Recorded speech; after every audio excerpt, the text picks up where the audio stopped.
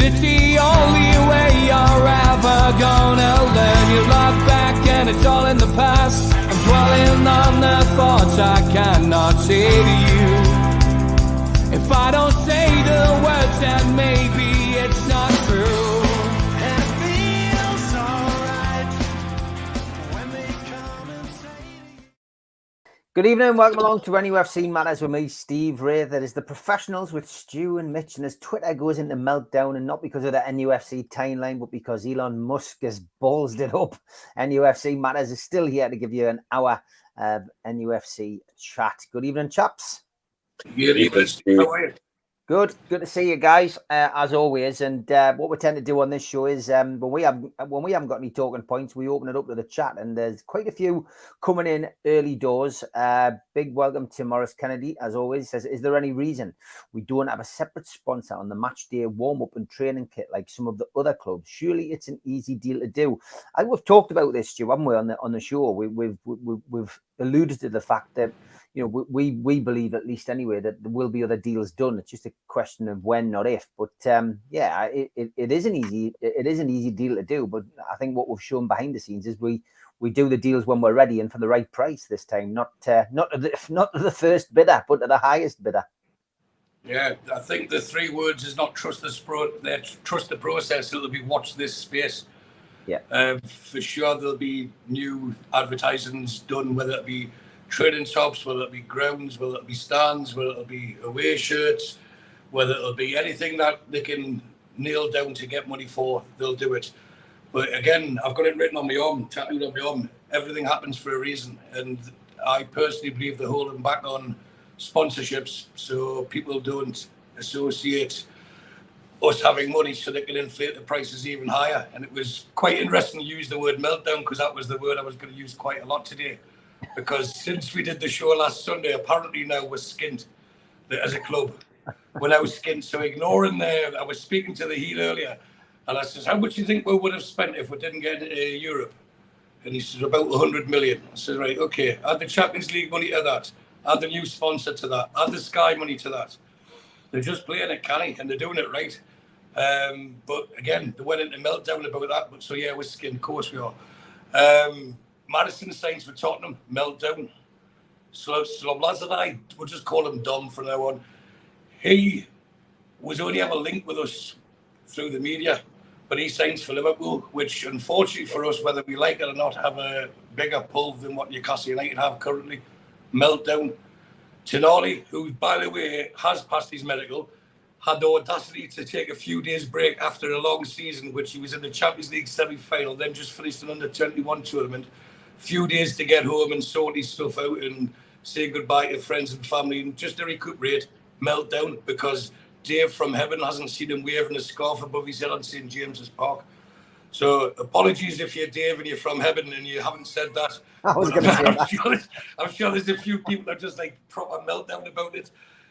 Twitter then starts playing up and everyone goes into meltdown and say, seriously, what did we used to do before all this social media come out?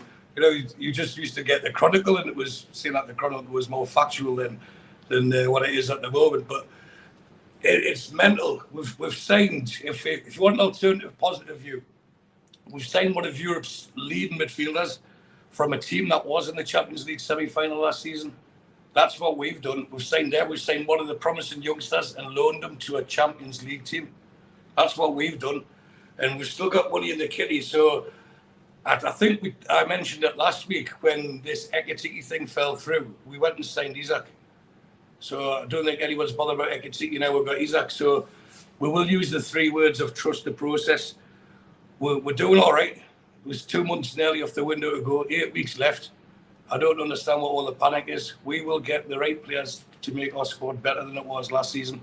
And if everyone else is improving, then we will improve as well. So if that's the case, then we'll stay where we were. I'll settle for fourth next season.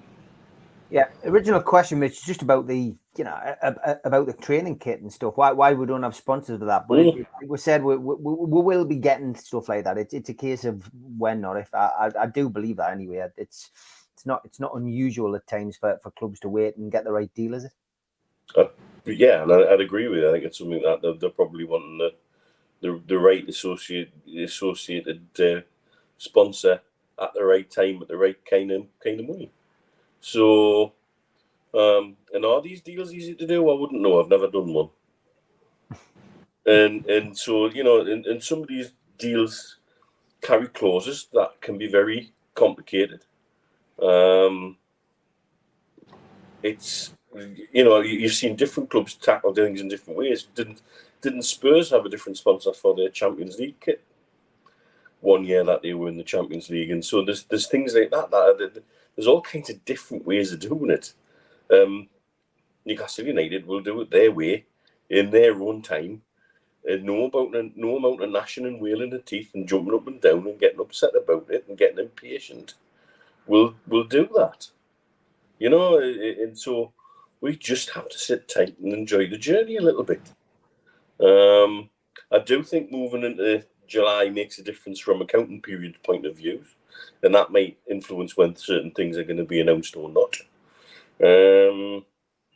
But yeah, it does frustrate, and I get why the frustration, but the frustration spreads to the point where it starts to set off this amazing internal angst where we're at each other again. I've even seen a little bit of that there in the comments you're putting up about did not bid for Dom, you know, and where does that come from, and who really knows what's happening? And my answer would be the only people that really know what's happening are the people involved in it. And even journalists are in short supply of information, solid information. Some of that is guesstimation, and I also think sometimes that's sprinkled differently between different journalists. I suspect to say who says what, where, and when. Don't rule out the ability of the club to use subterfuge and smoke and mirrors as well.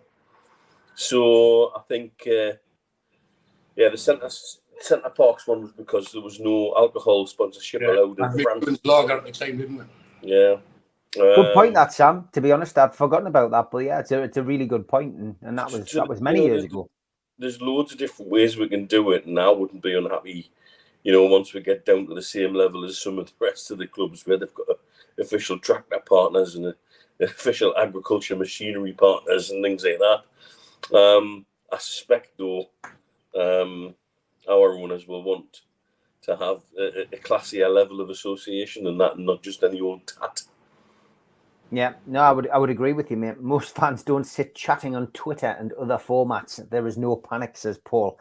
I've got to agree. David McLeod says the frustration is hearing every journalist and podcaster saying we are signing him and then tell everybody else, says David McLeod.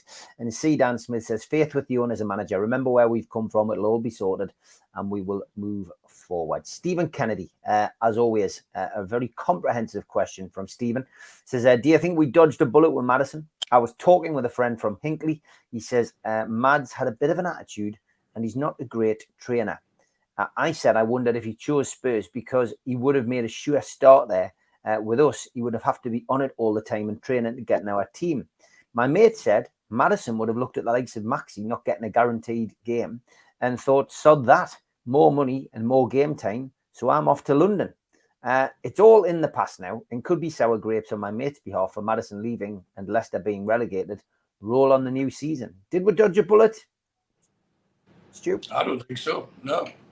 I think it would have been, it's quite clear, it's a third window we've chased them, so it's obviously someone that they wanted. But if there's different prices for Newcastle to what there's to other teams, then that's what we're up against currently. And it's quite clear that his salary was 50 grand a week more from Tottenham than it was for us. So, of course, he's off to London. If someone offers you that sort of money, you would go as well, wouldn't you? So it's one of those ones you have to take as a hit. The good thing is with him and Dom, there's plenty other fantastic players out there who will be attracted to Newcastle United, and that's what we'll be focused on. There's no point in talking about players we haven't signed because they're not going to be playing for us. So, as we keep saying, trust the process. We've got a fantastic recruitment team who know how to execute the deal with the right player for the right price and the right attitude. That's more importantly. And I think had we signed Maddison, everyone would have been saying what a great player he is. So I think it's wrong of us to start criticising him now. He's chose to go for more money. Roadblock says, I am Dave from heaven, and I never from heaven, and I never said no. Sorry, Dave. That's a classic. Very good roadblock. Yeah, Mitch, did we dodge a bullet, or have we missed out on a player that would have made the team better? Look, we haven't been able to bring someone in that definitely would enhance the squad, and that's sad from a footballing point of view. He's got a young family, and like I said on one of the shows, we're better to be a young millionaire than to live in North London. And I think there's a lot of reasons, and as Stu says, 50,000 reasons why you'd be more likely to go there as well. And does that make me feel disappointed that we missed out on a top target? No. Because I'm sure whoever they do bring in, as we've said, everybody got upset about missing out on Ekitike, and then bang, there's Isaac in. And I think it is that comment says there, right player, right price, right attitude, and at the right time, and things will come together. And we'll just sit tight as the season approaches. We know they've wanted to bring players in early, so Eddie gets as long as time as possible with them pre-season. So I get that. And I'm sure Dan Ashworth's aware of that, and I'm sure everybody else in the recruitment side of things is aware of that as well. FFP does seem to hamstring us still, and will do until other things come together. They're the same as every week, mate. Good afternoon, Mitch. It's good afternoon. It's I think, however, if you see, people are looking at the finances of what's made that transfer to Liverpool happen for Dom, and they're suggesting that Liverpool have had to dip into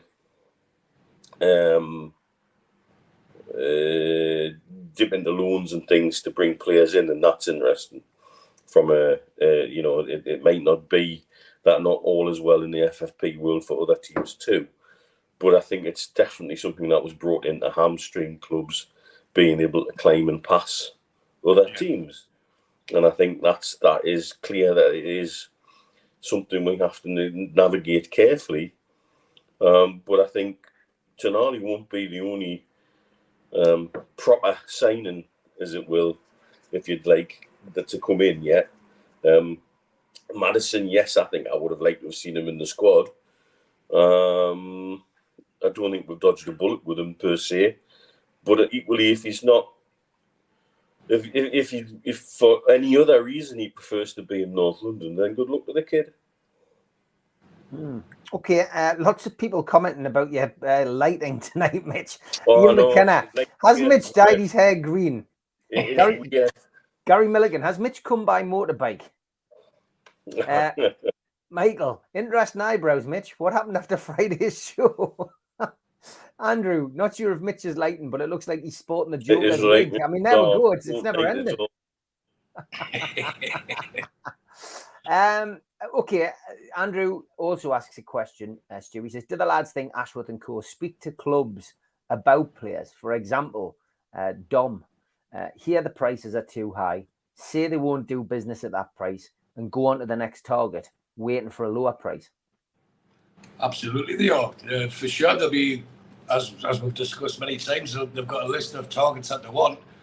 So it would be wrong of them not to make contact with the clubs and see what you're asking for. And if it matches, then that's when the deal gets done, isn't it? But if they're saying we'll pay you 40 or 45 and they're saying it's 70, so well, this is our bid, we'll leave it there for you. And if other people buy them, then other people buy them. But thankfully, there's more than 2 footballers out there who will improve our squad. And I'm not even concerned in the slightest that we will sign at least another 2, possibly 3 first team ready starters.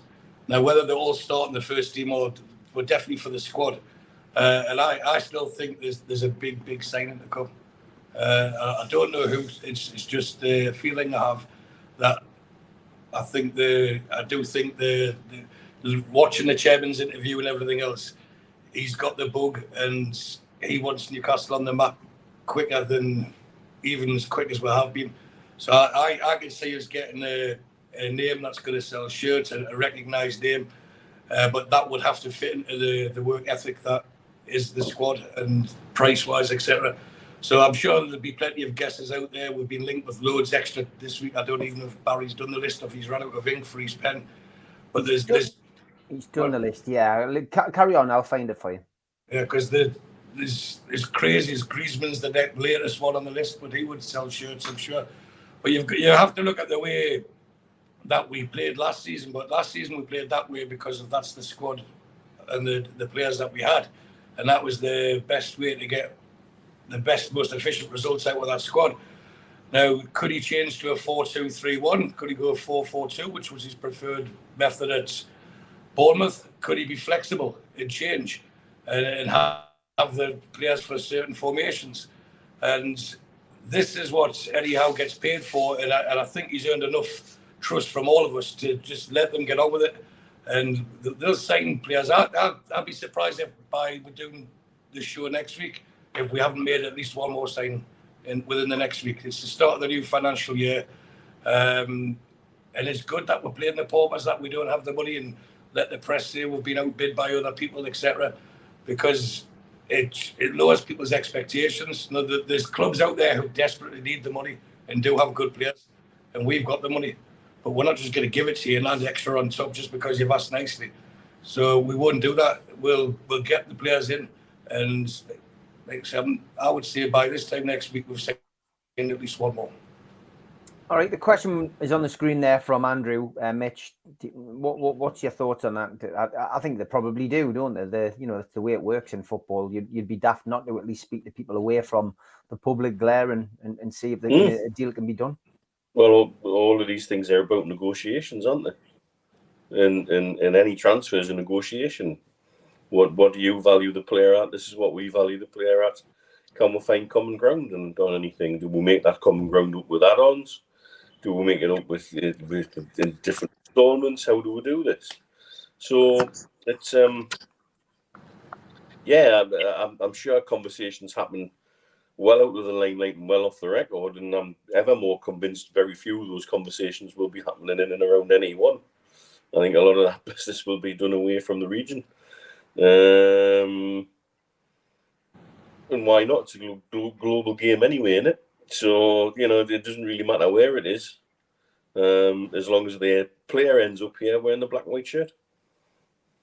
Yeah, okay. Spenny reckons Livramento could be the next one. It's a name that springs to mind. Has gone particularly quiet. And what I've gathered really since the new owners come in is that rather than the names you see in the papers all the time, it's when it goes silent that something tends to get done. Phil Hook says, good evening, lads. Interesting here, Liverpool have borrowed the money to buy Szoboszlai. It's a curious one. I haven't seen anything about that. I've been rather busy today. But I hadn't seen that. Again, it'd be a ruse. Haven't FSG said they don't want to put any more money in? Well, that's what Klopp was wailing and gnashing his teeth about not so long ago, and why he got all funny about Saudi money. Yeah. And his pithy little comments was because I think he'd been told by FSG their input into Liverpool will be minimal. Yeah. Okay, well, this question from Tom Dixon, a big supporter of the show, as we know, one of our moderators as well. Who do you think our next signing will be? And will Tonali be announced this week, Stu? You've said the medical's done. You feel a medical, and I mean, we imagine the announcement's going to be this week. He needed to have a few days off, so that's in the can this week. We imagine. Livramento, do you think, or are you thinking a bit outside the box? And I know this is just a guesswork on our behalf, but what's your gut instinct telling you? For some reason, I think we'll be signing a forward player, like a centre forward. And don't ask us why, I just think we will. And of course, Osimhen's top of the list, but I can't see us getting him at the moment. But as I touched on top of your list. So it's top of Keith's list, isn't it? Top of Keith Patterson's list, yeah. Yeah, but he's right to have him on top of this. He's a cracking player. But as Barry's just said, there's 170 names linked, so whichever one you see, it's the very high chance it's going to be wrong. But I do think, we do need that locksmith, someone like Madison or like a Dom, someone who's going to be able to unlock the door. for when these teams come and sit, especially when we're at St James's Park, and the teams sit back. We've got the pace with Isaac. We've got the pace with Gordon, who's actually a lot faster than what he appears to be. I think the stats last year showed he was in the top 3 for sprinting in the league. So they've got the pace to be able to punish people away from home. We need to be able to break them down at home. So I honestly think it'll be either a goal scorer or a creative midfielder, and that will complement what we already have. But I think we'll have some people leaving this week as well. I think 2 or 3 might go out in this week. Let's say 1 to Saudi at least. That'll put the cat amongst the pigeons. As Bros said. Councillor Spenny says Liverpool went in late for Tonali. Interesting to hear that. It wouldn't surprise us. They'd be keen. T-Tank wants to know if we've been linked to John Cena yet. Diaby is the next big signing, says Spenny as well. Thoughts on the next signing, Mitch? What's your gut instinct telling you? As we always say, you know, we don't have inside information here. It's purely hypothetical. What's your gut instinct telling you? It's the one thing I agree with, again, without wanting it to be too sort of a happy smiley, you know, everybody in agreement with what Stu says. What we need, the one thing that we have missed, is somebody who can break that difficult defence down.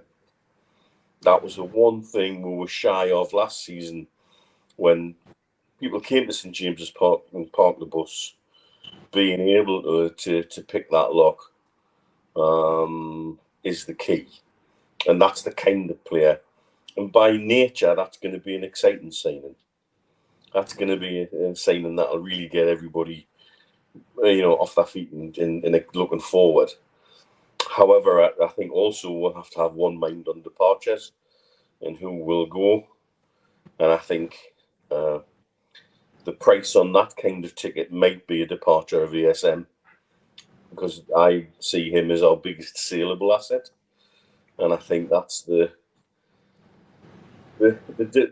difficulty we might have to accept as a fan base, is that we're still in a position where we have to sell to buy when we want the very, very best. And that will come at a cost of one way or another. And I just hope everybody can make peace with any kind of deal like that very quickly and be excited for the club going forward.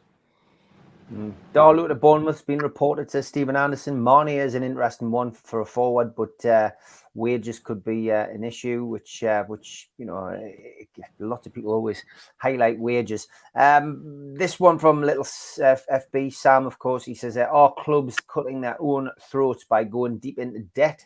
Stu, will they be able to recover? Will they be able to keep up with the game season upon season? And we've seen lots of financial nightmare stories, and essentially, I mean, Everton springs to mind.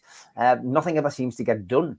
Chelsea, you know, chucking out 8-year contracts still and signing players and still haven't got rid of some of the players that they need to get rid of. It all does seem a little bit kamikaze, but nobody seems to get, punished. No, you can go into it very deeply, which would probably take up the rest of this show and the next one and the one after that as well. But it's something that I've touched on, and I know Mitch and Steve Hasty have covered it a lot more extensively on the Amigos. It's not just Everton. That's how we were able to get Gordon with the take it or leave it. They needed that money. They were financially hamstrung and they couldn't trade without us buying their star player. So there's plenty of clubs out there. The most popular ones or the common ones that people refer to will be the Tottenhams and Man Uniteds. They've got huge amount of debt attached to the club, irrespective of the spending. But I think even now, if you're reading the reports, there's too many reports saying the same thing about Man United, where they don't have the budget they've had in the past. So and they've been paying out silly wages. This is, if you look at the goalkeeper situation there with David De Gea, he's finished his contract, but they're asking him to hang fire until they can sign someone else or come in at a lower price. And that can't be good for the dressing room. But he's on a stupid salary, as is Harry Maguire, and it's hard to get, when you're paying top salary, it's hard to get rid of these people because they'll sit their contracts out. And the only way you can do it is pay them off, and then is the motivation there for a player to go somewhere on half the money or a third of the money, even though they've had the contract paid off. So this is why we have to grow organically as a club. And there's lots of clubs in the lower leagues that I know Mitch can reference very quickly. Derby County was one of the biggest ones, but they got such a mess trying to spend more than what they could afford. And it's the same I see a lot of times to many people is if you're spending 7 and earning 6, it'll catch up with you eventually. And there's too many clubs doing that.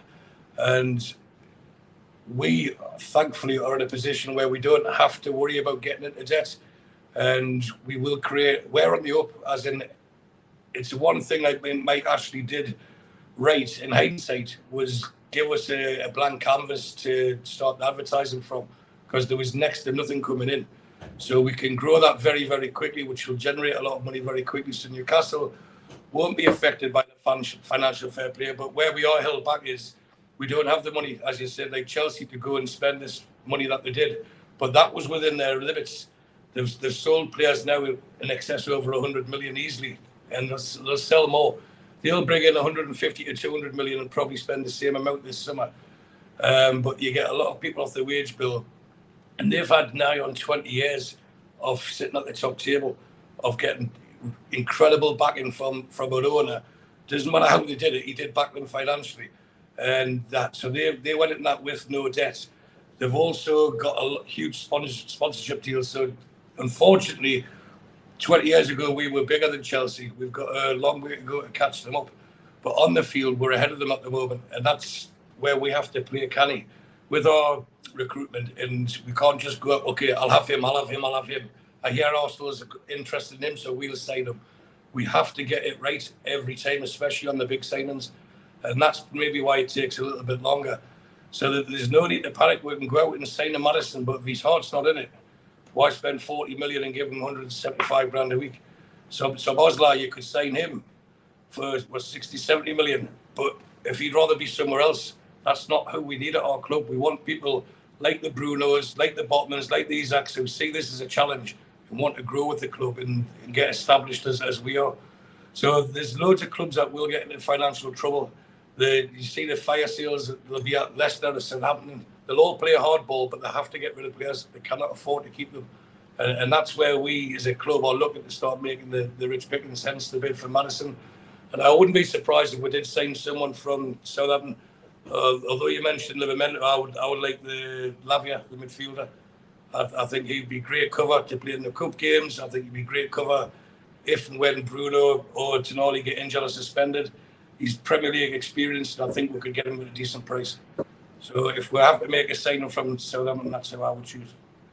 Phil Hook says there are several clubs in the Premier League in a financial mess. Time will ultimately catch up with these clubs, and a couple of big guns may soon struggle. Mitch, do you agree with that sentiment? Agree, Davey. I mean, football across every level is currently still in financial distress.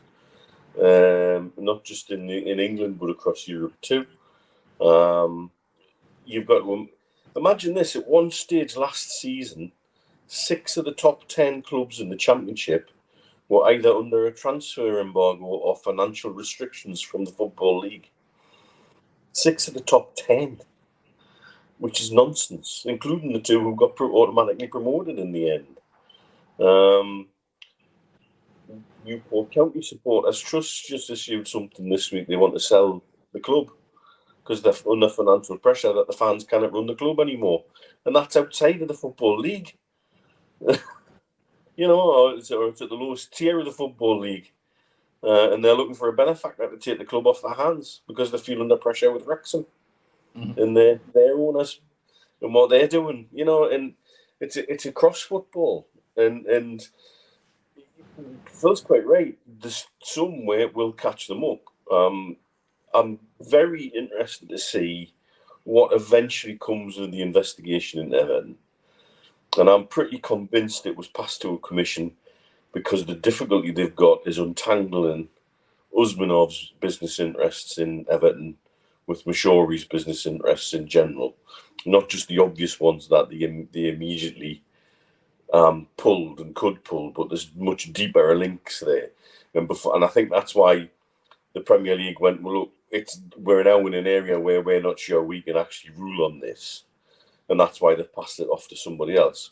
As frustrating as that is because I know there's a lot of people saying, well, when are these things going to happen? When is the 117 charges against Man City going to be heard eventually. And it's very, very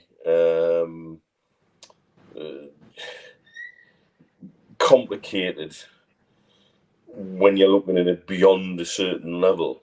But definitely, some clubs, I think, in the top flight are going to be feeling the pinch very soon. I think Tottenham have got some very big decisions to make this season. They've already now been out and spent. They've got Maddison, and I think one of the other deals the players have had on loan becomes a permanent deal this week. And they're obliged to spend another 50 million there. Well, that's probably most of their transfer budget. With their they're nearly $1 billion in debt. No European money. No European money, and the high interest bits that's going to bite soon. So they're going to have to start selling. And their crown jewel is Harry Kane, who's in the last year of his contract. So if they're going to get any decent money for Kane, it's going to be now. Who's got money to spend? Well, Mr. Penman, there's a good question. Who does have money to spend there? You know, and so you look at cases across Europe where we could probably cherry pick a few clubs as they start to get into deeper trouble. So again, that may be why we're just taking a watching brief at the minute and just sort of, you know, wait and see what comes out of the financial flotsam and jetsam that is European football at the moment. And again, the Man City story there, by the way, that was reported on here in the UAE, and the story got pulled, and the reporter got sacked. Yeah, I saw that before I came on. I saw his statement. I had to go and find his account though to make sure it wasn't some clever, you know, editing job. But yeah, he's had to resign. Why it was a mystery man is, I believe, it's one of the royal family, allegedly. Ooh, and so that then gets even more complicated with the ownerships, etc. And so I think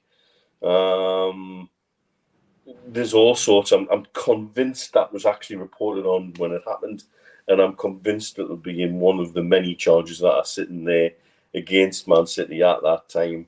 For example, Mancini was being paid half of his salary from the club and half of his salary from a holding company here in Abu Dhabi. And so, again, these kind of things, they'll all be in there. What they actually do in the end with it all, I've got no idea, because do you take titles off people? Do you impose a points deduction now? Do you impose financial restrictions now that they'll then go to a court of arbitration and the sport and appeal, and then gets dragged on? It's super, super difficult. Be appeal after appeal, won't it? Yeah. Anthony Gordon scoring again.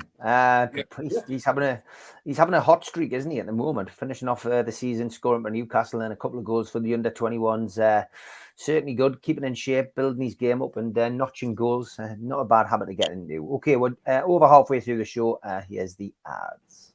A big thanks to all our sponsors: Skips and Bins, telephone 0800 25 45 25 3, email inquiries at skipsandbins.com, website skipsandbins.com, easy contract free and pay-as-you-go waste collection. Thanks to Mr. Vicky's sauces, which are handmade in Cumbria. Their website is mrvickies.co.uk. If you want to contact the guys, email info@mrvickies.co.uk or telephone 01768 210 102. Big thanks to New Workwear. They are an agile and dedicated workwear provider launched in 2018. For more information, go to their website, newworkwear.com. Big thanks, as always, to Media Arts for the help with the video side of things. If you want to support the channel, hit the subscribe button, become a subscriber today. Hit the thumb up under the video, which likes the video, and click share to share to your other social media. Click join if you want to become a member of the channel for as little as $1.99, or take a one-off payment for the cult membership. You can get in via this QR code if you've got a smartphone, or look for membership pack on the website, nufcmatters.com. What do you get for your one-off £25 payment? You get a scarf, a pen, and a cup, and a membership card, and entry into the monthly draw. Don't forget, if you want a car sticker, all you need to do is subscribe to the show and then email John at NUFC Matters, and he will post you a free car sticker out. We're also available as a podcast on iTunes, Spotify, and other podcast providers.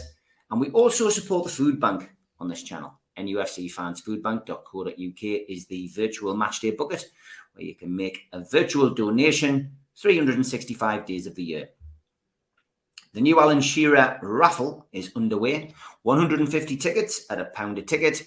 You could win a limited edition signed Alan Shearer ball from the 260 dinner. Enter now at nufcmatters.com. We've got a few events coming up. August the 5th sees Gavin Peacock at the Tyneside Irish Centre.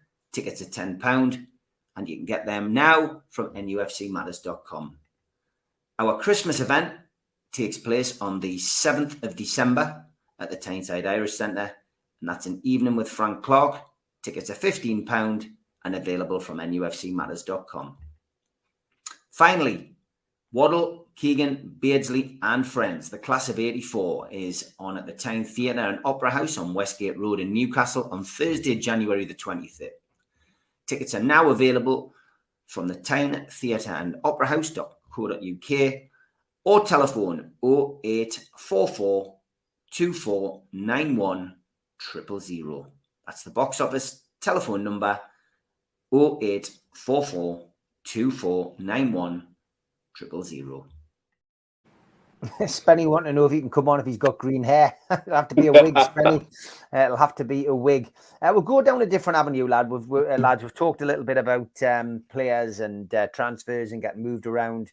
Scofen says, how long until PIF by Amanda Staveley's shares in NUFC? It's interesting because Steve Hasty, mentioned that possibility, I guess, on Friday Nights Amigos, that there could be a situation where one day maybe these people won't be there, and maybe you'll see, shares being bought out and people moving on, but nothing, as we know in football, stays the same forever as in life.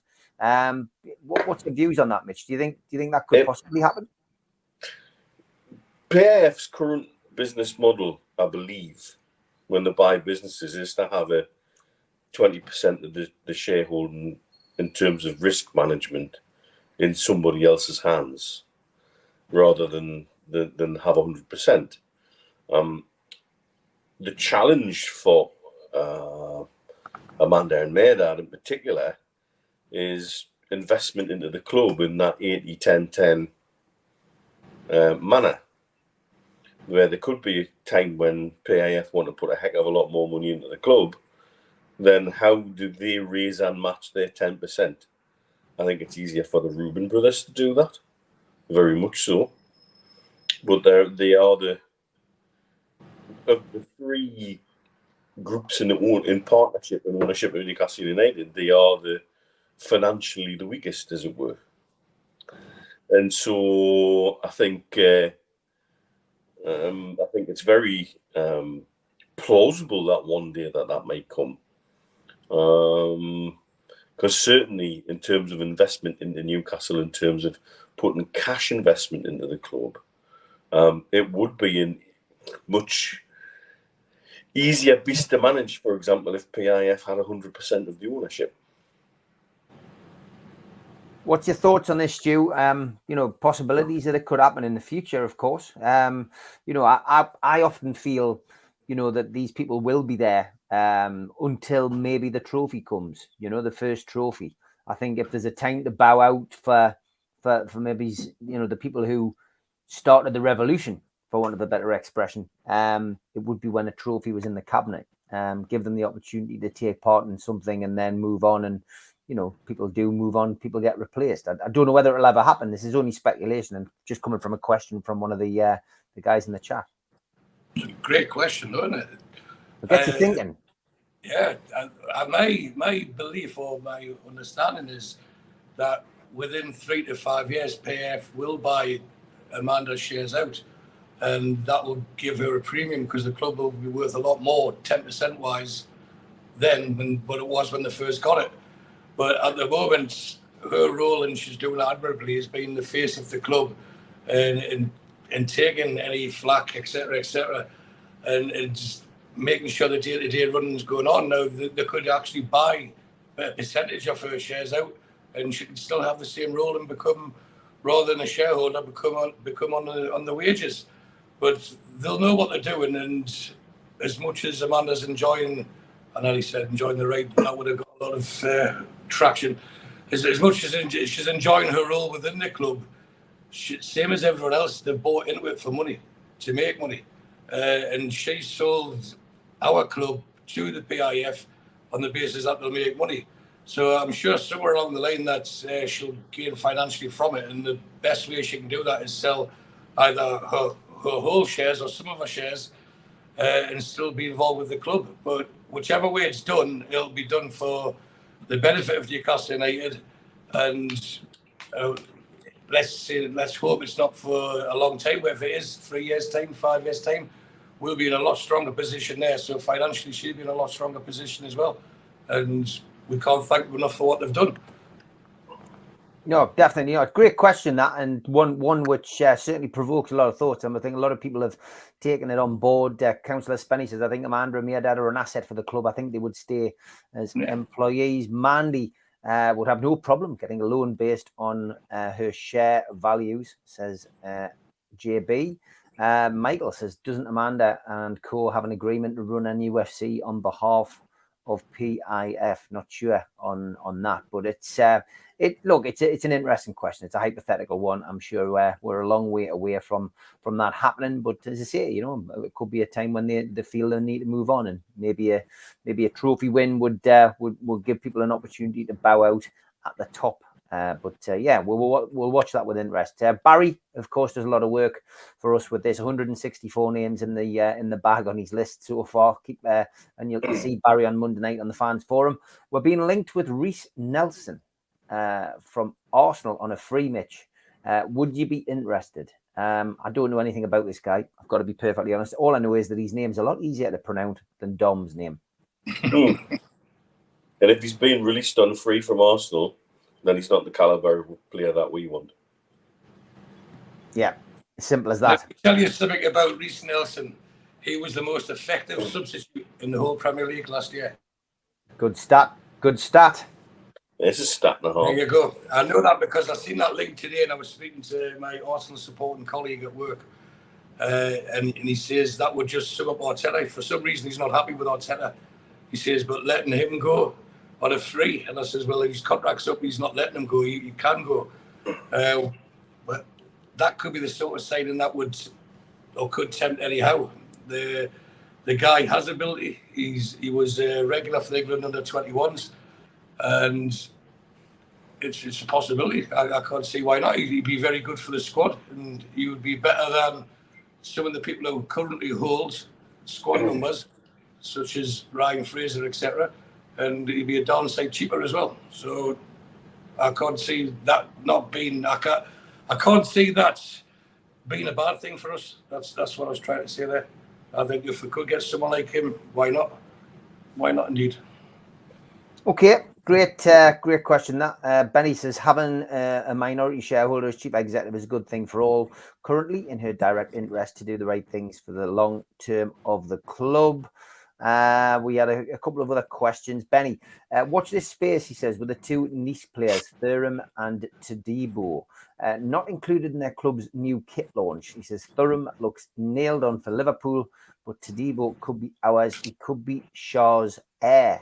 It's an interesting one, that. Again, just a theory by Benny. A detective work there, looking at the team photo, but Thuram's been named a couple of times and certainly on our list. Todibo not necessarily somebody who's been heavily linked with Newcastle, but one to watch. Maybe he's Mitch. The kit launches sometimes are an interesting pointer as to who might be hanging around and might not be hanging around for some clubs. So it's not such a mad suggestion that the fact that they're not involved in the kit launch would suggest they're not going to be around to wear that kit. Look, I wouldn't be unhappy with anybody of that caliber coming into the squad. Not at all. And I think they both would both be quality additions. Thuram's been a name that's been sort of loosely attached to us on and off, but much more strongly attached to Liverpool, it has to be said. So yeah, I mean, Todibo could be a one that we're looking at. As we keep saying, it's wonderful to speculate, and it's wonderful to be almost that when somebody is signed, it's a little bit of a surprise. Nice comment there from Sutty for you lads. I'm playing catch up on the Okay. show. My son was in a footy tournament. He says, I'm 30 minutes behind. I love this show. Totally respect Penman and Mitch's opinions on all things NUFC. You guys talk total sense. Thank you very much, Sutty. Very kind. Thank you. And whenever I say Sutty, it sounds like Sutty, and then I worry that Mitch is going to bring Sutty out.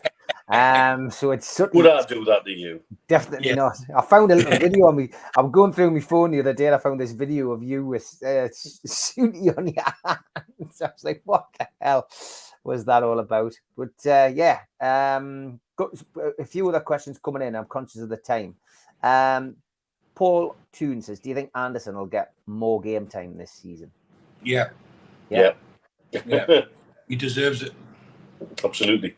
Okay, and that was a simple answer. Jimmy Watt says, question, what big club would you like to see in our group in the Champions League? I think we had this a few weeks back, but it doesn't harm to reiterate it, or you may have changed your mind. Which big club would you like, Mitch, first? I don't have any.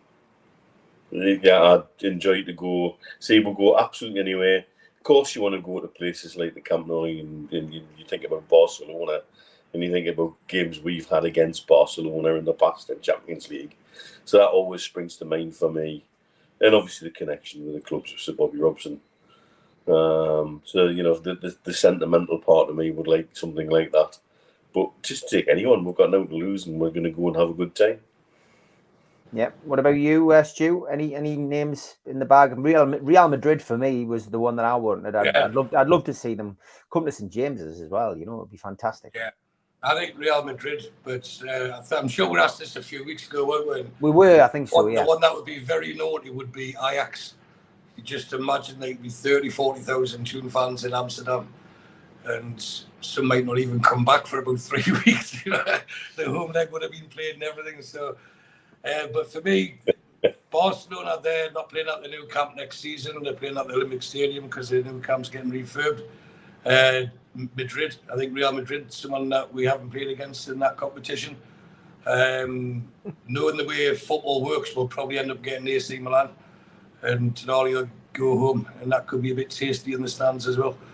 Oh, definitely will be. Yeah, Mitch talks sense, Stu talks sense, other than about Tierney. We'll see. Let's try and get through all these questions. Spenny says, question, out of the free transfer, who would take Hazard? Being one. No. Would you, Spenny? Maybe you would. Saudi Premier League, says Michael, is currently the 58th best league in the world and is basically owned by PIF. They, SPL, want to be top 10 in the next few years. Question to the boys, how can that make us better? It's got absolutely nothing to do with us. It's an entirely different project with an entirely different pot of money. The fact that it's another football project is the only similarity. But it has absolutely nothing to do with Newcastle United, in my opinion. Oh, Mitch, I know you'll probably know this, but I did a bit of research into this PIF owning Clear Lake. Do you know how much percentage I've got? Less than 5%. Right. Because I know. these private equity funds, they own a maximum of 5% in it. And they've got over 200 people who own in that fund, and PIF's one of them. So even at that, they own 0.5, but I think they've got about 4% of it. So all these scandal mongers out there who try to bring us down, I forgot to mention that to you, actually, so just spoke to mind there. But the Saudi Premier League, the only way that can help us is buy some of our players to actually bring money into our club. And that's like the Hendricks, the Frasers, whoever, the ones that we know we need to shift on, and the one that they could justify a small but not insignificant fee for, get them off the wage bill, give them more money for themselves. It's just a shame you'll see some players who don't deserve it making a lot of money, but that's football all over. So that's one way they could help us, but they're doing this for themselves. They want to make the Saudi League world recognised and respected, and to be self-sustainable by 2030. So that's why there's a big, huge influx of cash at the moment to attract the players.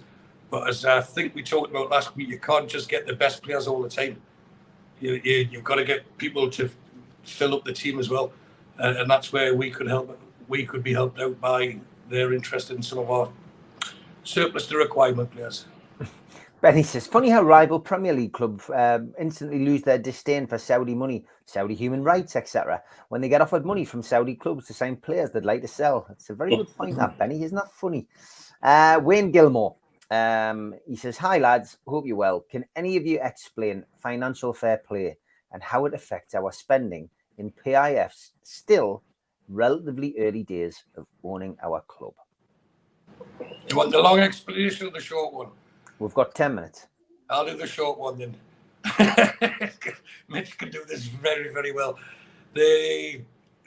When we first got taken over, wasn't there all these stats coming out saying we had 600 million we could spend and not be? We spent half of that, and we've started to generate more money. So I don't think we're as in much distress or carefree or careful about the financial fair play than what we're giving off. But ultimately, it's on a 3-year cycle. So next season will be the one that it will catch up on unless we start making more money. And that's why we'll see more sponsorship coming in this year. Mitch? It's about being people spending within their means and therefore making sure that it's not necessarily say about debt, but rather the management of that debt. Can you manage the debt that you have accrued running the football club? But it's also then about making sure that what you bring in enables you to cover your running expenses in an effective manner. And the problem with the last lot of tweaks to it, it was done in a very cynical way that was obviously pointed at us to hamstring a club coming in that could invest a heck of a lot more, who had owners who could invest a heck of a lot more. But the last few tweaks were pretty much designed to enable the rich to stay rich and made it difficult for the poorer clubs to get richer. And that's why we've got to be thoughtful and careful with sponsorships, with income that we make, with looking at corporate income, all the places where Ashley left us in a poor position. We were in a great position from a point of view of net spending, from a point of view of living within means. But what we didn't have was the commercial revenues, where if you look at the people who were our direct competitors when Ashley took over, were say Man City, Liverpool, and Tottenham, and they have exponentially more commercial income now than we do, and that's where we're having to play catch up, and that's the difficulty, and that's why we still have to be careful in certain ways about what we do and don't spend. But being careful doesn't necessarily mean it has to be boring. Good way of putting it. Answer to a pretty good question, and it was the abridged version. Phil Hook says, any chance of a Mitch rant on Man United? Some know my opinions, and it's not looking good for their fans. Well, they're twerking for Qatari money, and it isn't looking good for their fans. Twerking for Qatari money, that's a great phrase. And it's quite funny how they, like I say, they quite rightly in that question about their opinions on human rights suddenly disappear when it's their club. I was actually, a couple of people have been doing a little bit of digging for us, trying to get the whole bottom of this 9-2 Foundation bollocks and what's actually behind it. And it's quite clear that people really behind the bid are government influenced, and the money will come from the government one way or another, and that's still going to be a stumbling block for 9-2 Foundation to say suddenly, where has all this investment suddenly come from? Because it certainly hasn't come from Sheikh Jassim personally. It certainly hasn't come from Sheikh Jassim's bank. I'm also led to believe that the main person who's the driving force in the background is not very happy about the price of 6 billion that Sheikh Jassim seems to be happy to pay, because they're not happy with the assets that they're getting. They're not happy with the state of Old Trafford. They're not happy with the state of the training ground.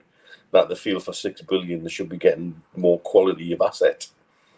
And all of these things are leading to difficulties, shall we say, in ongoing negotiations. This sale process has been nothing short of a farce. Take club rivalries out of it. Man United are one of the jewels in the crown of English football, and their owners are currently taking a piss. And it's hamstringing the manager. What they've just done to that goalkeeper with him offering a contract and withdrawing it is nothing short of shocking. Unprofessional is probably the mildest word you could use for it. And that also tells you that there's financial wariness behind the scenes because nobody really knows what's going on. I don't see the Glazers getting out of Man United. I still see them wanting to take their pound of flesh. I think they're quite happy to have partial investment, be that through one of the many other funds. Because you've also got to remember, Jim Ratcliffe and the Qatari bit are the only two that people are aware of, because they're the only two that would take the day-to-day running away from the Glazers, and in one case allegedly by the club in its entirety. There are still other bidders around who want to invest in Man United and give partial investment. And I find it fascinating every time a story breaks in the press about it, the share price jumps up a little bit. That's curious, isn't it? And who's going to benefit from that at the minute? Well, only the Glazers.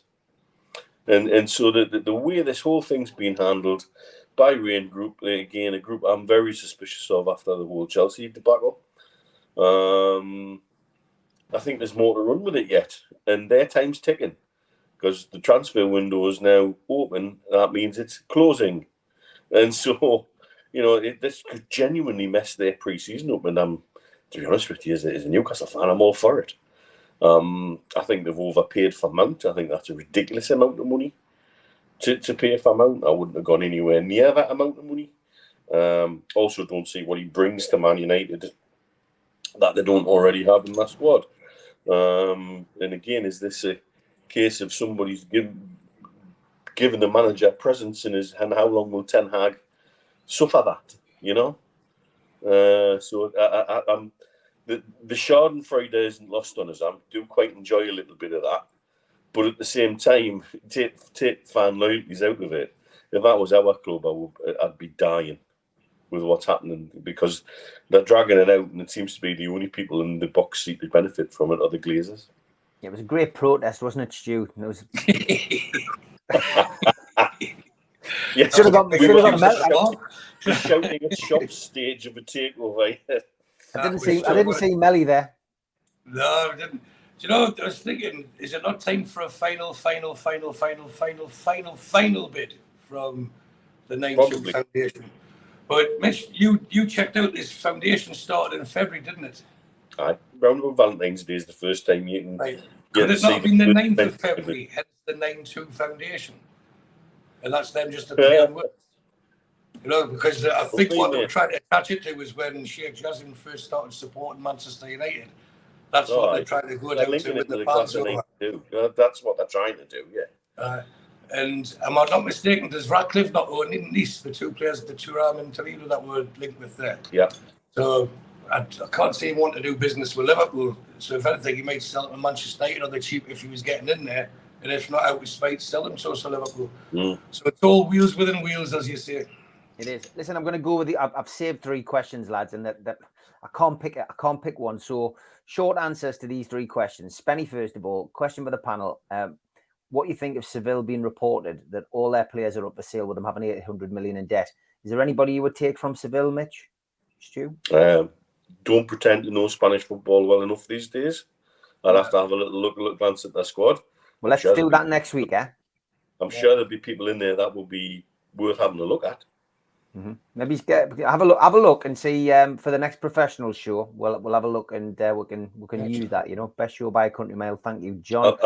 I'll get my assistant on it. Oh, I knew that's what you were doing when you went off screen. They are Sooty and Sooty. We can do it. They'll be able to do their own show on NUFC Matters.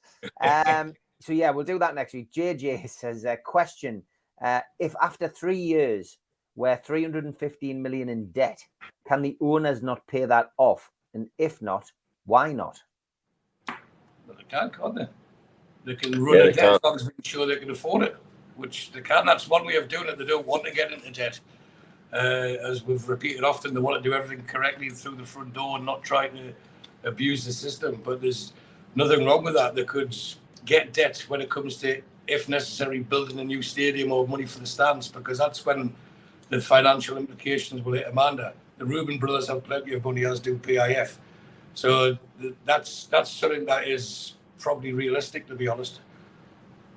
Okay. Converting debt into shares is something that happens all across football on a regular basis. Okay, But you've got to have money to burn to do it. Last question before we finish today from Sean. Question on sponsors, guys. Am I right in saying the fan park name could be up for grabs too? So the likes of Saudi Airline Fan Park. Yep, everything's up for grabs. Everything's up for grabs. There we go. As always, lads, an absolutely fantastic show. This week, Geordie's here, Geordie's there will be on Wednesday. So we'll see you, the two of you, for that one. I am back tomorrow night, 6 o'clock, with the Fans Forum.